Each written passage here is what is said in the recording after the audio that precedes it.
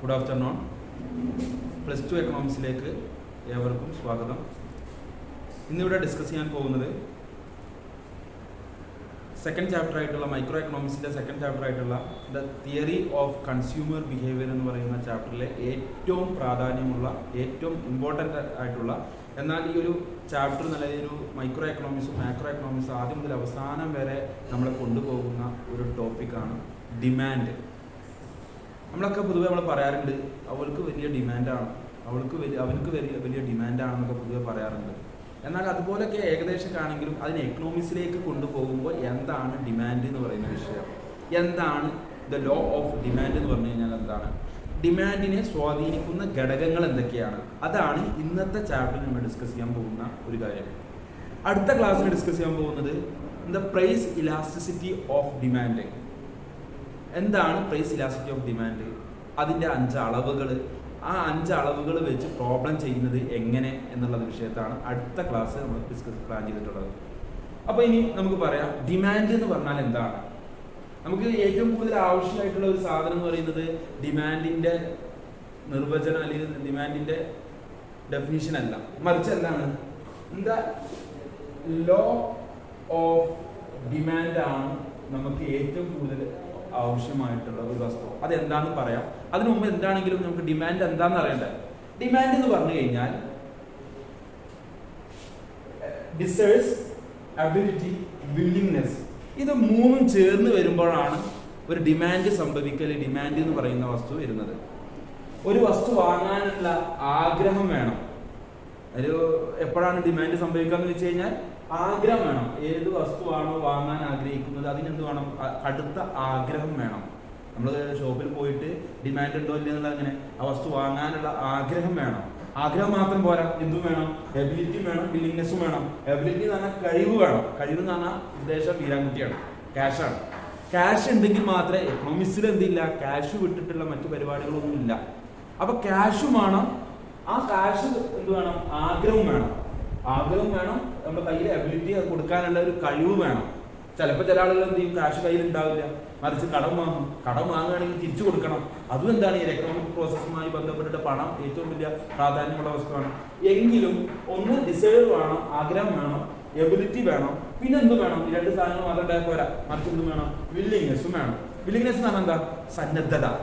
അത് കൊടുക്കാനുള്ള ഒരു സന്നദ്ധത വേണം. ഒരാൾ ഇങ്ങനെ എല്ലാവരും പിഷ്കനായിട്ടുള്ള ഒരാൾ, ആ ആൾക്ക് ആഗ്രഹമുണ്ട്, എന്നാൽ കാശുണ്ടോ കയ്യിൽ, കാശുണ്ട്, പക്ഷെ അത് കൊടുക്കാൻ എന്ത് ചെയ്യുന്നില്ല, മനസ്സിന് സമ്മതിക്കണില്ല, പിഷ്കന്റെ മാതിരി അത് കൊടുക്കാൻ എന്ത് ചെയ്യാൻ കഴിയുന്നില്ല. അപ്പൊ അവിടെ ഡിമാൻഡ് സംഭവിക്കുമോ, ഇല്ല. ഒരു സൈക്കിള് ഒരാൾക്ക് വാങ്ങാനുള്ള പൂർണ്ണമായിട്ടും ഇതുണ്ട്, ആഗ്രഹമുണ്ട്, പക്ഷെ കയ്യിൽ ക്യാഷ് എത്ര രൂപയാണോ ആ ചോദിക്കുന്നത് ആ രൂപ കൊടുക്കാനുള്ള കഴിവുണ്ട്, പക്ഷെ എന്തില്ല, വില്ലിങ്നെസ് ഇല്ല, ഒരു തന്ത്രത്തിൽ ഇല്ല എന്തിന് കൊടുക്കാനുള്ള. ഞാൻ തിരിച്ചെന്തുണ്ട്, വില്ലിങ്നെസ് എത്ര രൂപയാണോ ചോദിക്കുന്നത് അത് കൊടുക്കാനുള്ള സന്നദ്ധത ഉണ്ട്, മറിച്ച് എന്തില്ല, എന്തുണ്ട്, എബിലിറ്റി ഉണ്ട്, കഴിവുണ്ട്. എത്ര കാശാണോ അവരുടെ കയ്യിൽ അതൊക്കെ അവരുടെ കയ്യിലുണ്ട്, മറിച്ച് എന്തില്ല, ആഗ്രഹമില്ല. ഒരു സൈക്കിള്, ഒരു കുട്ടിക്ക് സൈക്കിള് വാങ്ങി കൊടുക്കാനുള്ള പൂർണ്ണമായിട്ട് കാശ് എന്തുണ്ട്, അവന്റെ അച്ഛന്റെ കയ്യിലുണ്ട്, എബിലിറ്റി ഉണ്ട്. അത് കൊടുക്കുക, എത്ര രൂപയാണോ സൈക്കിളിന്റെ ഉടമസ്ഥൻ ചോദിക്കുന്നത് അത് കൊടുക്കാനുള്ള വില്ലിങ്നെസ്സും ഉണ്ട്. എന്നാൽ നേരെ തിരിച്ച് ആ കുട്ടിക്ക് എന്തില്ല, സൈക്കിൾ ഓടിക്കാനുള്ള ആഗ്രഹമില്ല. എന്നാൽ അവിടെ ഡിമാൻഡ് പോയിക്കോ, ഇല്ല. ഡിമാൻഡ് സംഭവിക്കണമെങ്കിൽ ഈ 3 ഡിസേർവ്സും എബിലിറ്റിയും വില്ലിങ്നെസ്സും എന്ത് ചെയ്യണം, 3 ചേർന്നെങ്കിൽ മാത്രമേ അവിടെ ഡിമാൻഡ് നമ്മൾ എന്ത് ചെയ്യുള്ളൂ, സംഘത്തിൽ ഉണ്ടാകത്തുള്ളൂ. അപ്പൊ 3 ചേർന്നതാണ് എന്ത്, ഡിമാൻഡ് എന്ന് പറയുന്ന അഥവാ ചോദനം എന്ന് പറയുന്ന കാര്യം. അപ്പോ ഈ 3 ചേരണം, ആ 3 ചേരുമ്പോഴാണ് ഡിമാൻഡ് സംഭവിക്കുക എന്ന് പറഞ്ഞു. ഇനി എന്താണ് ദ ലോ ഓഫ് ഡിമാൻഡ് എന്താണെന്നുള്ളതാണ് നമ്മൾ പറയാൻ പോകുന്നത്. പ്രൈസ് ഒരു ഡിമാൻഡിന്റെ ഏറ്റവും പ്രാധാന്യമുള്ള, ഡിമാൻഡിനെ മാത്രമല്ല സപ്ലൈയുടെ വിഷയം പറഞ്ഞാൽ എന്ത് കാര്യം പറയുമ്പോൾ പ്രൈസ് നമുക്ക് അത്ര ആവശ്യമാണ്. ക്യാഷ് ഇല്ലാത്ത ഒരു പരിപാടി ഇവിടെ എന്തില്ല, നടപടിയാവുന്ന കാര്യമില്ല. അപ്പോൾ പ്രൈസ്, ഡിമാൻഡ്, ഈ പ്രൈസും ഡിമാൻഡും എന്താണ്, നെഗറ്റീവ് റിലേഷനാണ്. നെഗറ്റീവ് റിലേഷനാണ് എന്ത്, പ്രൈസും ഡിമാൻഡും തമ്മിൽ നെഗറ്റീവ് റിലേഷനാണ്. ഈ നെഗറ്റീവ് റിലേഷൻ പറയുന്നതാണ് ദ ലോ ഓഫ് ഡിമാൻഡ് എന്ന് പറയുന്നത്. അഥവാ എന്താണ് ലോ ഓഫ് ഡിമാൻഡ് എന്ന് പറഞ്ഞാൽ എന്താ പറയാ, negative relation between demand and price. പ്രൈസും ഡിമാൻഡും തമ്മിൽ നെഗറ്റീവ് റിലേഷനാണ്. അഥവാ ഒരു വസ്തുവിന്റെ വില കൂടി, അപ്പൊ ഡിമാൻഡ് എന്താ സംഭവിക്കുക? നെഗറ്റീവ് റിലേഷൻ ആണല്ലോ പറഞ്ഞേ, ഡിമാൻഡ് എന്ത് ചെയ്യും? കുറയും. ഓക്കെ, എന്നാൽ ഒരു വസ്തുവിന്റെ വില കുറഞ്ഞു എന്നാൽ എന്ത് ചെയ്യും? ഡിമാൻഡ് കൂടും. ഒരു വസ്തുവിന്റെ വില കൂടിക്കഴിഞ്ഞാൽ ഡിമാൻഡ് കുറയും, ഒരു വസ്തുവിന്റെ വില കുറഞ്ഞു കഴിഞ്ഞാൽ ഡിമാൻഡ് കൂടും. ഒരു ഉദാഹരണം പറയാം. നമ്മൾ പഞ്ചസാര ഒരു കിലോത്തിന് 40 രൂപ നിരക്കില് ഡെയിലി വാങ്ങിക്കൊണ്ടിരിക്കുകയാണ്.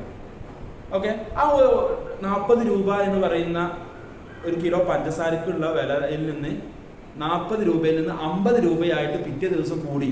അപ്പൊ ഡെയിലി ഒരാൾ 2 കിലോ വെച്ച് വാങ്ങുന്ന ഒരാൾ എന്ത് ചെയ്യും? സാധനത്തിന്റെ ക്വാണ്ടിറ്റി എന്ത് ചെയ്യും? കുറക്കൂലേ? കുറക്കും. അപ്പൊ 40 രൂപയിൽ നിന്ന് 50 രൂപയായിട്ട് പ്രൈസ് കൂടിക്കഴിഞ്ഞാൽ നമ്മളുടെ ആഗ്രഹം എന്ത് ചെയ്യും? വാങ്ങാനുള്ള ആഗ്രഹം കുറയും. ആഗ്രഹം കുറയും. അപ്പൊ എന്ത് ചെയ്യും? 2 കിലോ വാങ്ങിയിരുന്ന ഒരാള് 1 കിലോനാക്കി കുറക്കും. എന്നാൽ നേരെ തിരിച്ച് സാധാരണ നമ്മുടെ മാർക്കറ്റിലൊക്കെ നടക്കുന്ന ഒരു സാധനം ചില സീസൺ ആയി കഴിഞ്ഞാൽ നമുക്ക് എന്ത് ചെയ്യും? ചില വസ്തുക്കൾക്ക് നിശ്ചിത വിലയേക്കാളും കുറയും. വില കുറഞ്ഞാൽ സ്വാഭാവികം എന്താ സംഭവിക്കുക? ഡിമാൻഡ് കൂടും. ആളുകൾ എന്ത് ചെയ്യും? തിക്കും തിരക്കും കൂടി വാങ്ങും. ചില കടകളിലൊക്കെ ആദായ വിൽപ്പന എന്നൊക്കെ പറഞ്ഞ് പകുതി വിലക്ക് വസ്തുക്കൾ വിറ്റ് കാലിയാക്കുന്നു എന്നൊക്കെ പറഞ്ഞു കഴിഞ്ഞാൽ അവിടെ ഭയങ്കര തിരക്കായിരിക്കും അല്ലേ? ആ തിരക്കുണ്ടാവാനുള്ള കാരണം എന്താ? ആ വസ്തുവിന്റെ ഡിമാൻഡ് കൂടി. ആ ഡിമാൻഡ് കൂടാനുള്ള കാരണം എന്താ? സാധനത്തിന്റെ വില കുറഞ്ഞു. വില കുറഞ്ഞാൽ സാധനത്തിന്റെ ഡിമാൻഡ് കൂടും. ആളുകൾ എന്ത് ചെയ്യും? തിക്കും തിരക്കുമായിട്ട് എന്ത് നോക്കിയാലും അവിടെ കൂടും. നേരെ തിരിച്ച് സാധനങ്ങൾക്ക് വില കൂടിക്കഴിഞ്ഞാൽ എന്ത് ചെയ്യും? എല്ലാ ആളുകൾക്ക് എന്നും തിരക്കുണ്ടായിരുന്ന സമയത്ത് ആളുകൾ വാങ്ങാതിരിക്കും. അതാണ് ഇവിടെ പറയുന്നത് ദ ലോ ഓഫ് ഡിമാൻഡ് എന്ന് പറയുന്നത്, negative relation between demand and price. Okay, ഇനി അടുത്തത് ഡിമാൻഡിനെ സ്വാധീനിക്കുന്ന ഘടകങ്ങൾ. ഇതിൽ ഏറ്റവും വലിയൊരു പ്രധാനപ്പെട്ട ഒരു കാര്യം പറയാം. ഫൈനൽ എക്സാമിന് ഡിമാൻഡ്, സപ്ലൈ ഇത് 2 ധ്രുവങ്ങളാണ്.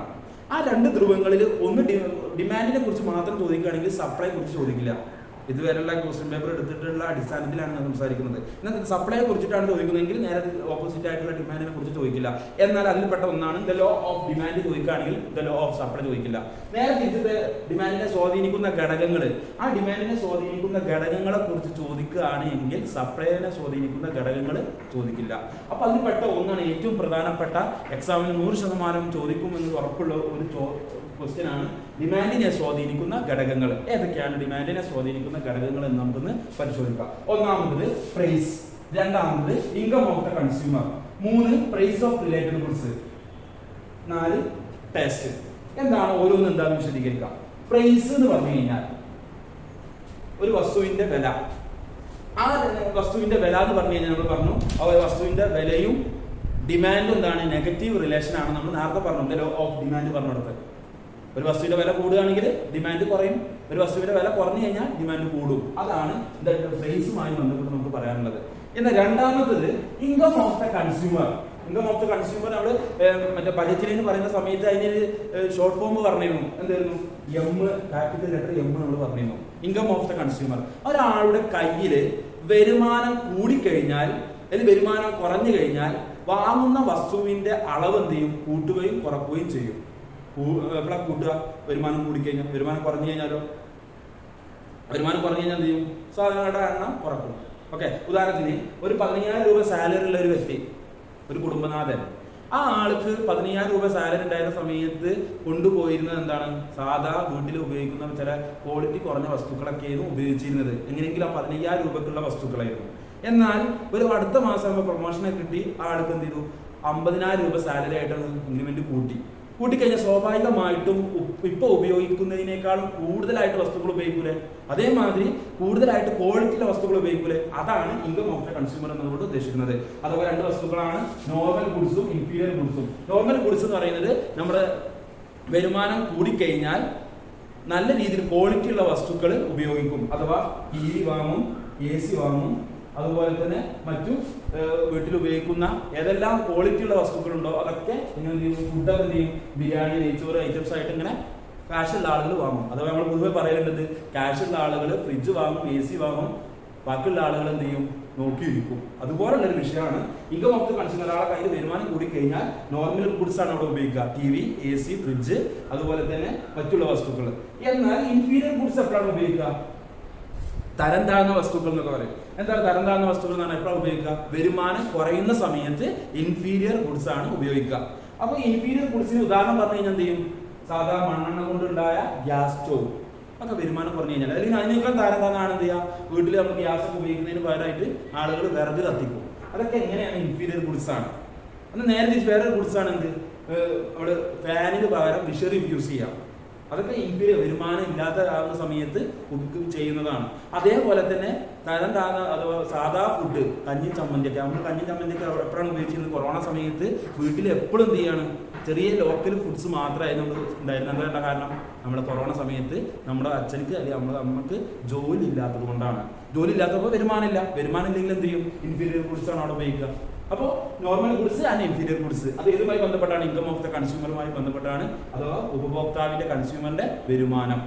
എന്നാൽ അടുത്തത് മൂന്നാമത് പ്രൈസ് ഓഫ് റിലേറ്റഡ് ഗുഡ്സ്, അനുബന്ധ സാധനങ്ങളുടെ വില. അനുബന്ധ സാധനങ്ങളുടെ വില എന്ന് പറയുന്നത് എങ്ങനെയാണ്? രണ്ട് വസ്തുക്കളാണുള്ളത്, ഒന്ന് സബ്സ്റ്റിറ്റ്യൂട്ട് ഗുഡ്സും രണ്ട് കോംപ്ലിമെന്ററി ഗുഡ്സും.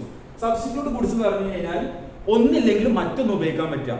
ഉദാഹരണത്തിന് നമ്മൾ tea and coffee, tea and coffee, ഈ രണ്ട് ടീ ആൻഡ് കോഫി ഉപയോഗിക്കുന്ന എപ്പോഴാണ്? ടീയും കോഫി എന്ത് ചെയ്യാണ്? ഒരേ ഉപയോഗങ്ങളാണ്. ഓക്കെ, ഒരേ എന്റർടൈൻമെന്റിന് വേണ്ടി യൂസ് ചെയ്യുന്നതാണ് രണ്ടും. അപ്പോൾ ടീയുടെ വില കൂടി, ടീയുടെ വില കൂടിക്കഴിഞ്ഞാൽ എന്ത് ചെയ്യും? സ്വാഭാവികമായിട്ടും ആളുകൾ എന്താ ഉപയോഗിക്കുക? ഏതിന്റെ ഡിമാൻഡ് കൂടും? കോഫിയുടെ ഡിമാൻഡ് കൂടും. നേരെ തിരിച്ച് കോഫിയുടെ വില കുറഞ്ഞു, വില കുറഞ്ഞു കഴിഞ്ഞാൽ ഏതിന്റെ ഡിമാൻഡ് കുറയും? അതുപോലെ തന്നെ ടീയുടെ ഡിമാൻഡ് കുറയും. കാരണം എന്താ? ആളുകളൊക്കെ ടീ കോഫി ഉപയോഗിക്കും. അതുപോലെ തന്നെ അടുത്തൊരു ഉദാഹരണമാണ് നമുക്ക് പറയാൻ പറ്റുന്നത് ഷൂവും ചെരുപ്പും. ഷൂവിന്റെയും ചെരുപ്പിന്, ഷൂവിന്റെ വില കൂടിക്കഴിഞ്ഞാൽ സ്വാഭാവികമായിട്ട് എന്താ സംഭവിക്കുക? ആളുകൾ ഷൂ വാങ്ങാതെ ചെരുപ്പ് വാങ്ങും. ചെരുപ്പിന്റെ വില കുറവാണ് അവിടെ. നേരെ തിരിച്ച് ചെരുപ്പിന്റെ വില നല്ല ഹയസ്റ്റ് ആയി, നേരെ തിരിച്ച് ഷൂവിന്റെ വില കുറവാണ്, ആളുകളൊക്കെ എന്താ ഉപയോഗിക്കുക? ഷൂ ഉപയോഗിക്കും. അപ്പോൾ എന്താണ് പറയുന്നത്? സബ്സ്റ്റിറ്റ്യൂട്ട് ഗുഡ്സ് പറഞ്ഞാൽ ഒന്നില്ലെങ്കിലും മറ്റൊന്നും ഉപയോഗിക്കുക. അപ്പോൾ ഒന്നിന്റെ വില കൂടി കഴിഞ്ഞാൽ അതിന്റെ സബ്സ്റ്റിറ്റ്യൂട്ട് ആയിട്ടുള്ള ഗുഡ്സിന് വില കുറയും. അപ്പോൾ വില കുറഞ്ഞു കഴിഞ്ഞാൽ ആളുകളൊക്കെ അത് ഉപയോഗിച്ചുകൊണ്ടിരിക്കും. എന്നാൽ അടുത്തതാണ് കോംപ്ലിമെന്ററി ഗുഡ്സ്. കോംപ്ലിമെന്ററി ഗുഡ്സ് എന്ന് പറയുന്നത് ഒന്നുണ്ടെങ്കിലേ മറ്റൊന്ന് ഉപയോഗിക്കാൻ പറ്റുള്ളൂ. ഉദാഹരണത്തിന് പേന, പെന്ന് ഉപയോഗിക്കണ എന്ത് വേണം? ഇങ്ക് വേണം. പേന ഉപയോഗിക്കണമെങ്കിൽ ഇങ്ക് വേണം. ഇങ്കിന്റെ വില കൂടിക്കഴിഞ്ഞാൽ എന്താ ചെയ്യും? ഇങ്കിന്റെ വില കൂടിക്കഴിഞ്ഞാൽ സ്വാഭാവികമായിട്ട് പേനയുടെ എന്ത് ചെയ്യും? ഡിമാൻഡ് കുറയും. അതുപോലെ തന്നെ ഇലക്ട്രിക്കൽ വാഹനങ്ങൾ, ഇപ്പൊ ഇലക്ട്രിക്കൽ വാഹനങ്ങളുടെ വില ഡിമാൻഡ് കൂടണമെങ്കിൽ എന്ത് വേണം? പെട്രോൾ ഡീസലിന്റെ വില നന്നായിട്ട് കൂടിക്കഴിഞ്ഞാൽ സ്വാഭാവികമായിട്ടും ഇലക്ട്രിക്കൽ വാഹനങ്ങളുടെ ഡിമാൻഡ് കൂടും. കാരണം എന്താ? പെട്രോൾ വർക്ക് ചെയ്യണമെങ്കിൽ കാർ വർക്ക് ചെയ്യണമെങ്കിൽ പെട്രോൾ വേണം, അല്ലെങ്കിൽ കറണ്ടാണ് വേണ്ടത്. അപ്പൊ പെട്രോളിന്റെ ഡീസലിന്റെ വില കൂടിക്കഴിഞ്ഞാൽ ആ പെട്രോൾ വാഹനങ്ങളുടെ അല്ലെങ്കിൽ ഡീസൽ വാഹനങ്ങളുടെ എന്ത് ചെയ്യും? ഡിമാൻഡ് കുറയും. നേരെ തിരിച്ച് അതിന് നേരെ ഓപ്പോസിറ്റ് എന്തായി മാറും? കറന്റിന്റെ ഉത്പാദനത്തിലെ ഇലക്ട്രിക് വാഹനങ്ങളുടെ ഡിമാൻഡ് കൂടും. അതാണ് ഈ പറയപ്പെടുന്ന കോംപ്ലിമെന്ററി ഗുഡ്സ് ആയിട്ട് നമ്മൾ പറയുന്നത്. എന്നാൽ അടുത്തത് അതുപോലെ തന്നെ വേറൊരു ഉദാഹരണം കൂടി പറയാം. ചില നമ്മുടെ കമ്പ്യൂട്ടറിന്റെ CPU വില നന്നായിട്ട് ഹയസ്റ്റ് വില കൂടി. അപ്പോൾ സ്വാഭാവികമായിട്ടും CPU വാങ്ങാതെ ആളുകൾ എന്ത് ചെയ്യും? ലാപ്ടോപ്പായിട്ട് വാങ്ങി ഉപയോഗിക്കും. കാരണം എന്തുകൊണ്ടാ? CPU വില എന്ന് പറയുന്നത് അധികരിച്ചു കൊണ്ടിരിക്കുകയാണ്. അപ്പോൾ അത് വില കൂടിക്കഴിഞ്ഞാൽ സ്വാഭാവികമായിട്ട് കമ്പ്യൂട്ടറിന്റെ വില കൂടും. കമ്പ്യൂട്ടറിന്റെ വില കൂടിക്കഴിഞ്ഞാൽ ആളുകൾ അത് മാറ്റിയിട്ട് അതിന്റെ ഉപയോഗങ്ങൾ നടക്കുന്ന ലാപ്ടോപ്പിലേക്ക് മാറും. അതൊക്കെ തന്നെയാണ് ഇത് കോംപ്ലിമെന്ററി ഗുഡ്സ് ആയിട്ട് പറയുന്നത്. അടുത്തതാണ് ടേസ്റ്റ്. ടേസ്റ്റൊക്കെ നമ്മൾ കൂടുതൽ വിശദീകരിക്കേണ്ട ആവശ്യമില്ല. കാരണം യൂട്യൂബിലൊക്കെ നോക്കിക്കഴിഞ്ഞാൽ ഇൻസ്റ്റാഗ്രാമിന്റെ റീലൊക്കെ കാണുന്ന സമയത്ത് ഫുഡിന്റെ വ്ലോഗ്സാണ് ഏറ്റവും കൂടുതൽ വരിക. കാരണം എന്തുകൊണ്ടാണ്? ഏറ്റവും കൂടുതൽ ഫുഡ്സ് എവിടെ നിന്നാണ് കിട്ടുന്നത്, അവിടെ പോയിട്ട് ആളുകൾ ഫുഡ് കഴിക്കുന്ന ഒരു അവസ്ഥയാണ് നമുക്കൊക്കെ ഉള്ളത്. അപ്പോൾ ഏറ്റവും കൂടുതൽ ടേസ്റ്റ് കൂടിയ വസ്തുക്കൾക്ക് ഡിമാൻഡ് എന്ത് ചെയ്യും? കൂടും. ഓക്കെ, ഇനിയിപ്പോൾ ചില ആളുകളൊക്കെ നമ്മൾ പറയാം, ഒരു ചായ കുടിക്കാൻ വേണ്ടിയിട്ട് കിലോമീറ്ററുകളോളം യാത്ര ചെയ്തിട്ട് നമ്മൾ ചായ കുടിക്കാൻ പോകാറുണ്ട്. എന്താ? ആ ചായ ഇവിടെ കിട്ടുന്നില്ല, നാട്ടിൽ കിട്ടുന്നില്ല. അതിനേക്കാളും നല്ല ക്വാളിറ്റി ഉള്ള നല്ല ടേസ്റ്റ് ഉള്ള ചായയും മറ്റു പലഹാരങ്ങളൊക്കെ എന്ത് ചെയ്യുന്നുണ്ട്? മറ്റു പ്രദേശങ്ങളിൽ കിട്ടുന്നുണ്ട്. അവിടെ തേടിയിട്ട് ആളുകൾ പോവാണ്. അല്ലെങ്കിൽ എന്ത് ചെയ്യും? അതിനേക്കാളും വില കൂടുതലായാലും കുറഞ്ഞാലും ഏറ്റവും കൂടുതൽ ആളുകൾ എന്ത് ചെയ്യാണ്? ടേസ്റ്റ് കൂടിയ വസ്തുക്കൾക്കാണ് എന്ത് ചെയ്യാൻ പോകുന്നത്. അപ്പോൾ ഏറ്റവും ഡിമാൻഡിനെ സ്വാധീനിക്കുന്ന മറ്റൊരു ഘടകമാണ് ടേസ്റ്റ്. അപ്പോൾ ഒന്നുകൂടി പറയാം, price, income of the consumer, price of related goods and taste. അപ്പോൾ ഇത്രയും കാര്യങ്ങളാണ് ഡിമാൻഡുമായി ബന്ധപ്പെട്ടിട്ട് നമ്മൾ മനസ്സിലാക്കേണ്ട ഒരു കാര്യം. എല്ലാവർക്കും മനസ്സിലായെന്ന് ഞാൻ വിശ്വസിക്കുകയാണ്. ഇനി അടുത്തത് എന്താണ്? ഇലാസ്റ്റിസിറ്റി ഓഫ് ഡിമാൻഡ് ആണ്. ആ ഇലാസ്റ്റിസിറ്റി ഓഫ് ഡിമാൻഡ് പറയുമ്പോൾ അതിൻ്റെ 5 അളവുകളുണ്ട്. ആ 5 അളവുകളുടെയും പ്രോബ്ലംസ് ആണ് ഇനി നമുക്ക് ഡിസ്കസ് ചെയ്യാനുള്ളത്. എല്ലാവർക്കും നല്ലത് മാത്രം വരട്ടെ. നന്ദി, നമസ്കാരം.